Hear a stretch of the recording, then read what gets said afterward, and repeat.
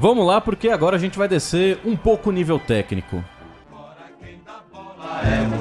E infelizmente vamos descer um pouco o nível técnico, porque ontem foi triste ver a atuação do Santos contra o Fluminense do Piauí. O Fluminense do Piauí deu um chocolate de bola no time do Santos, poderia ter vencido por 3, 4 gols. O time do Peixe acabou perdendo muitas oportunidades. João Paulo de novo fez ali 2 intervenções que salvaram o Santos de uma eliminação ainda no tempo normal. E aí nas penalidades máximas o Peixe acabou vencendo e se classificando para a terceira fase da Copa do Brasil. O Santos recebe agora da CBF R$1.900.000 por chegar até a terceira fase e aguarda a Confederação Brasileira de Futebol definir por sorteio quem será o adversário da terceira fase, com uma troca, né, na estrutura da competição. Eram jogos só de ida na primeira e segunda fase, agora ida e volta nesta terceira fase. Santos que ontem oficializou a chegada do zagueiro Maicon com contrato até dezembro de 2023 e teve 2 jogadores convocados para a seleção sub-20. Wesley Patati, que segue nas categorias de base do Santos, ainda não fez a transição para o profissional, e o Marcos Leonardo, que já é o centroavante titular do time do Santos. Mas como o Peixe ainda não garantiu a sua classificação para as quartas de final do Campeonato Paulista, ainda não pediu a desconvocação do próprio Marcos Leonardo. O Santos que hoje é o terceiro colocado do grupo D com 10 pontos, 1 ponto a menos e 1 jogo a menos em relação ao Santo André, que é o segundo colocado do grupo. Então o Peixe neste domingo precisa pontuar no jogo contra o Palmeiras, duelo que acontece no Allianz Parque, porque o Santos corre não só risco de continuar lutando contra o rebaixamento, mas também de novamente, pelo segundo ano consecutivo, ficar fora da etapa de mata-mata do Paulistão. Dá um pouquinho mais de voz pra mim aí. Se ganhar, o Santos tá fora, né? Da parada, né? Tá fora se o Santos vencer, já esquece esse papo de rebaixamento aí, porque o Santos chegaria a 13 pontos. Palmeiras acho que joga com o time reserva, não joga não? Provavelmente. Eu acho que vai depender muito do que acontecer amanhã.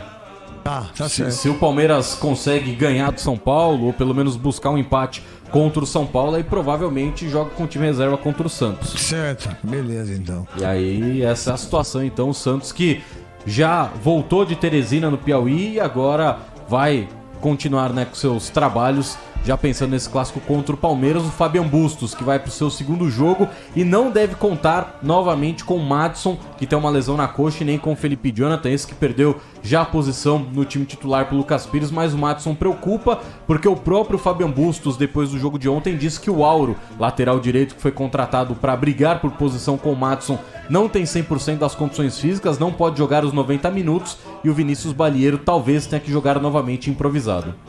O Vinícius Balieiro é um jogador que, sem dúvida nenhuma, ele não é um... Ele é um bom jogador. Eu acho um bom volante, um bom primeiro volante. Isso, marca bem, toca certinho, mas não dá pra jogar lateral. Então, é um bom primeiro volante. Quando você o coloca como lateral direito, você arrebenta o menino. Sim. Você chama uma responsabilidade maior pra ele, e que ele não tem necessidade disso, né? Então ele como primeiro volante, ele é um bom jogador.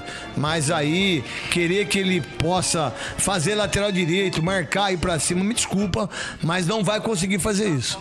Concordo com você, acho que o Vinícius Balieiro não tem essas características, e aí é falta de elenco, né? Porque o Santos contratou um lateral e ele ainda não pode jogar os 90 minutos porque ele não tem condições físicas. O lateral titular tá machucado, aí teve que improvisar. O Santos, que até o momento não renovou o contrato com o Sandro, lateral esquerdo da base, e muito provavelmente não vai fazer isso. Então o Sandro já é mais um jogador que deve deixar o Santos.